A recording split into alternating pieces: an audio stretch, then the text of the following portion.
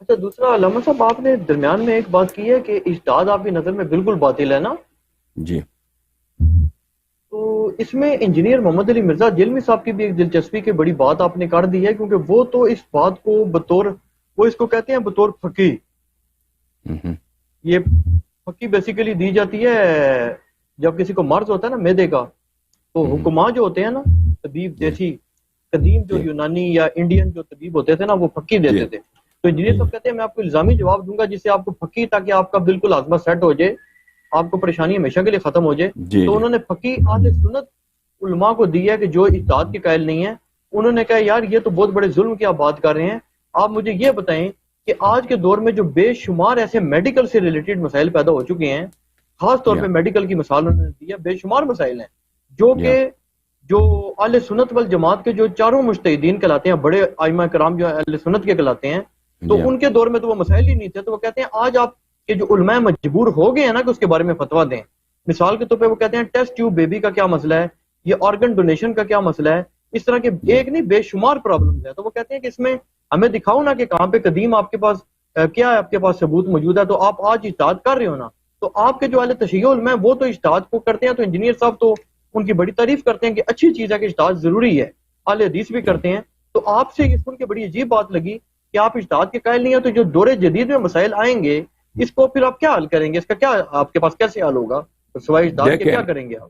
دیکھیں اللہ تعالیٰ کا دین کامل ہے، رسول اللہ صلی اللہ علیہ وآلہ وسلم کا دین کامل ہے، اور احادیث میں بلکہ قرآن مجید میں ظن جس کو گمان کہتے ہیں اس کی پیروی، ان الظن لا یغنی من الحق شیئا، ظن کا حق سے، گمان کا حق سے کوئی واسطہ ہی نہیں ہے. آپ کو یقین کی اتباع کرنی چاہیے، گمان کا اتباع نہیں کرنی چاہیے.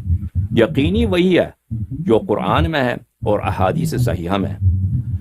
اب جب رسول پاک صلی اللہ علیہ وآلہ وسلم دنیا سے گئے ہیں تو ہمارے مذہب کے مطابق رسول اللہ صلی اللہ علیہ وآلہ وسلم ان کے 12 جانشین ہیں جن کے پاس وہی علم ہے جو رسول پاک صلی اللہ علیہ وآلہ وسلم کے پاس ہے. تو امت کو ان سے اگر رجوع کریں تو اجتہاد کی ضرورت ہی نہیں ہے. اجتہاد کس کو بولتے ہیں؟ اجتہاد بولتے ہیں اس بات کو کہ اگر کوئی چیز قرآن میں اگر ہے تو وہ اجتہاد نہیں ہے.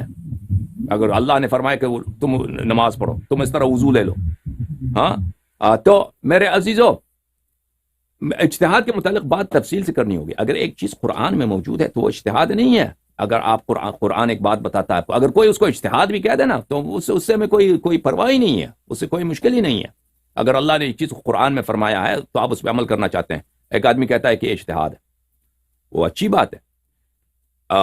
اگر ایک چیز سنت میں موجود ہے وہ بھی اگر اس کو آپ اس پہ عمل کریں وہ تو واضح بات ہے. سنت پہ عمل کر، اسلام یہی ہے، اسلام اس کے علاوہ کیا ہے. لیکن بات یہ ہے کہ اگر ایک چیز نہ قرآن میں نہ سنت میں، نہ قرآن میں نہ سنت میں، آپ اس کو اپنے عقل سے بناتے جائیں یا کسی قیاس کر کے بنائیں، کسی اور چیز کو دیکھ کر بنائیں، اس کا نام ہے اجتہاد. اب بحث مفصل ہے کہ کیا یہ مشروع ہے، شرعی ہے یا غیر شرعی. غیر شرعی ہمارے نزدیک، ہم اہل بیت طاہرین علیہ، میرے تو بہت سارے تقاریر ہیں، میں نے شیعہ علماء کو چیلنج دیا ہے، میرے واضح بیانات، وہ تو میری بات کو رد نہیں کر سکتے. شیعہ علماء بس وہ ایک راستے پہ چلے ہیں، وہ اس کو واپس نہیں آ سکتے.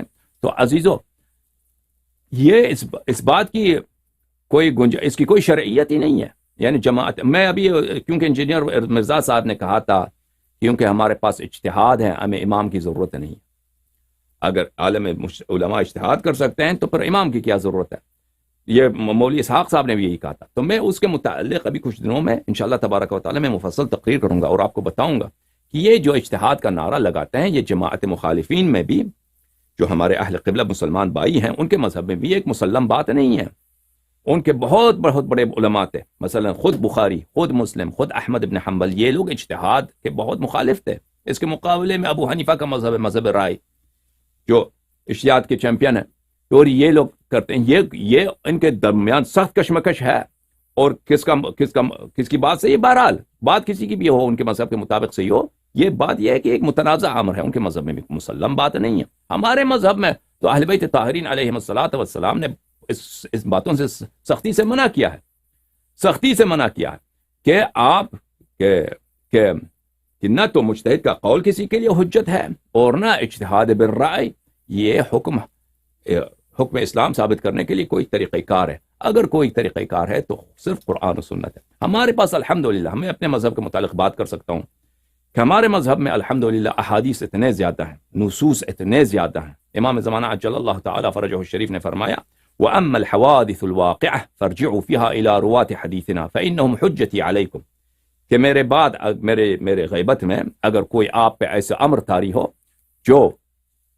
جس میں آپ حکم جاننا چاہیں تو روات احادیث سے رجوع کریں. مجتہدین سے نہیں فرمایا، اہل فتویٰ سے نہیں فرمایا، اہل رائے سے نہیں فرمایا، محدثین کرام سے رجوع کریں جو راویان حدیث ہیں، کیونکہ یہ میرے نمائندے ہیں آپ پر اور یہ میری لسان حجت ہیں آپ پر، آپ ان سے حدیث قبول کریں.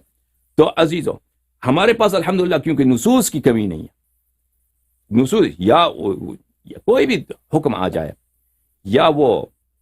یا اس کے لیے خاص دلیل خاص موجود ہے یا اس کے لیے عام دلیل احادیث میں موجود ہے. اس کو بیبی ہو، جو بھی مسئلہ ہو، یا وہ عام دلیل میں شامل ہے یا خاص دلیل میں شامل ہے. اس لیے ہمارے لیے کوئی المیہ نہیں ہے، کوئی المیہ نہیں ہے کہ ہم کیا کریں گے. ہمارے لیے احادیث نصوص اتنے زیادہ ہیں. جب نص زیادہ ہے، جیسے معاذ بن جبل نے کہا نا، وہ ایک ضعیف حدیث ہے آپ لوگوں کے ہاں، کہ رسول پاک صلی اللہ علیہ وسلم نے فرمایا کہ کہاں کیا کرو گے یمن جا کر؟ اس نے کہا کہ اگر کوئی مسئلہ پیش آیا تو پہلے میں قرآن پہ عمل کروں گا، پھر میں سنت میں دیکھوں گا کوئی حکم ہے، اگر نہ ہوا تو پھر اجتہد بالرائے ولا آلو، میں اجتہاد بالرائے کروں گا اور اس میں بہت اچھی طرح کوئی تقصیر نہیں کروں گا، کوئی کوتاہی نہیں کروں گا. تو اس میں بھی یہی تو ہے کہ پہلے قرآن پہ، پھر سنت پہ، اور اس کے بعد جو ہے اجتہاد بالرائے. تو کیونکہ ہمارے پاس نصوص اتنے زیادہ ہیں، تو اگر واقعا کوئی شخص منصف ہو تو اجتہاد کی کوئی ضرورت نہیں ہے، تقلید کی کوئی ضرورت نہیں ہے، بلکہ بالعکس یہ چیزیں ہمارے احادیث میں ممنوع ہے. لیکن یہ بات جو میں نے کہا نا، یہ کیونکہ ابھی لوگ اتنے مخالف راستے پہ چل چکے ہیں، یعنی یہ اجتہاد صدیوں تک شیعوں میں تھی نہیں. شیخ توسی رحمہ اللہ، جنہوں نے فقہ میں پہلی کتاب لکھی المبسوط، ان کا بات ہی تو یہی ہے کہ ہمارے مخالفین ہم پہ، ان کے مقدمے میں ایک بہت طویل چیپٹر ہے، کہتے ہیں ہم ایک ایسے دور میں رہتے ہیں، سنہ 450-480 میں ان کی وفات ہے. کہتے ہیں ہمارے مخالفین جو ہیں وہ ہم پہ تانا لگاتے ہیں کہ ان لوگوں کے پاس فقہ نہیں ہے، لیکن ان کو پتہ نہیں ہے کہ ہم کیوں ہمارے پاس فقہ نہیں ہے. اس لیے ہمارے پاس علم فقہ نہیں ہے کہ ہمارے پاس نصوص بہت زیادہ ہیں، احادیث بہت زیادہ ہیں، اجتہاد کرنے کی ضرورت پیش نہیں آتی ہے. تو وہ پھر کہتے ہیں اس لیے کہ مخالفین ہمیں تانا دیتے ہیں، تو میں یہ کتاب المبسوط لکھ رہا ہوں علم فقہ میں، اور وہ علم فقہ کا انہوں نے شروع کیا. تو یہ اجتہاد جو ہے فقہ ہمارے معاشرے میں صدیوں تک تو نہیں تھی. اب شیعوں کو یہ باتیں نہیں معلوم، شیعہ علماء کو نہیں معلوم، شیعہ عوام کو یہ نہیں معلوم، یہ ایسے سمجھتے ہیں کہ میں کوئی نیا دین لے کے آیا ہوں. بلکہ بالعکس وہ جس باتوں کو مسلم سمجھتے ہیں یہ دین میں بدعتیں ہیں، یہ دین میں بدعات ہیں. ہم کیا کہتے ہیں؟ ہم کہتے ہیں کہ آپ قرآن اور اہل بیت علیہم الصلوۃ والسلام کے فرامین پہ عمل کرو، یہ بدعت ہے. آپ شیعو تم میری بات سنو، یہ کون کہتا ہے کہ یہ بدعت ہے؟ اس کے علاوہ اللہ اور اس کے رسول صلی اللہ علیہ وسلم نے کچھ فرمایا ہی نہیں ہے. اس کے علاوہ اہل بیت طاہرین علیہم السلام نے کچھ فرمایا ہی نہیں ہے. کہ ایک اور طبقہ بھی ہے کہ ان کے اقوال آپ کے لیے حجت ہے، اور وہ کون مجتہدین. یہ سب بکواس ہے، یہ سب جھوٹ ہے، بہتان ہے. شیعہ احادیث میں بھی اور جماعت مخالفین کے احادیث میں بھی یہی ہے کہ تم کلام اللہ، کلام الرسول اور اہل بیت طاہرین حدیث ثقل ہیں، ان کے فرامین پہ عمل کرو.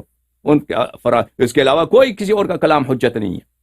جی ہاں، علماء کا کام ہے کہ لوگوں کو احادیث سنائیں، احادیث پڑھائیں، احادیث کی شرح کلام معصوم لوگوں تک پہنچائیں.